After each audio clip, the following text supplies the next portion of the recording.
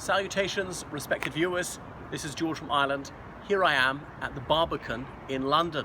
So this is a complex of buildings which was constructed from the 60s up until the 1980s. Some of it was bombed out houses from the Second World War, and other rather bland buildings were demolished in order to make way for this. So you can see it's very much 60s brutalist architecture, and people thought this was the future. I don't think it stood the test of time. Lots of balconies and these plants out there, flower boxes and so on. Balconies are rare in this country because it doesn't have the weather for it most of the time. This is being one of the sunniest months.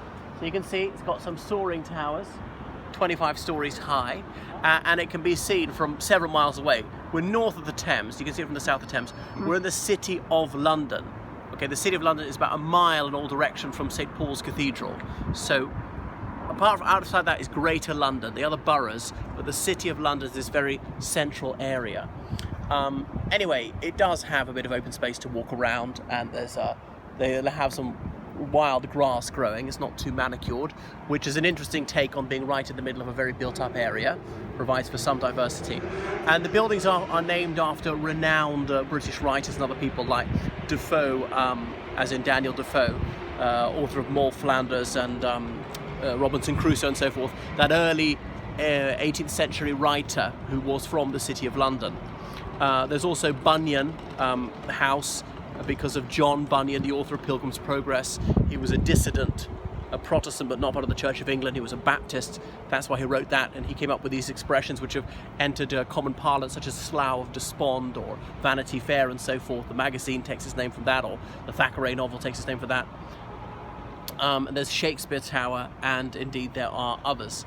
So it contains thousands of flat units, as you can see. There's the Barbican Exhibition Centre for art, but also performing arts, concerts. Barry Humphries, that renowned Australian vaudevillian, going strong at the age of 85. He was performing there earlier this summer. What else have we got? The City of London School of Girls is in here. The City of London School right by the Thames, not too far away, and that goes back to the 16th century. But the City of London School for Girls is much newer and is within this complex. So we're close to the heart of the financial district, and we're close to St. Paul's Cathedral likewise, as I earlier pointed out. It's got the Museum of London as part of it. They used to be in the YMCA, it's now shut.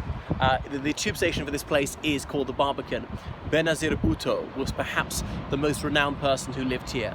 And she was living here, oh my goodness, I think when she was released from prison in Pakistan in the 80s, she came here for a while. That was that. Anything else to point out about the Barbican? Now, I think it's ghastly. Some people are slightly taken by it. It's definitely a little bit different. I'm glad that they didn't go for many unimaginative boxes like this. The windows cover almost the whole wall. Again, that was a bit innovative for the time. Concrete keeps in the heat.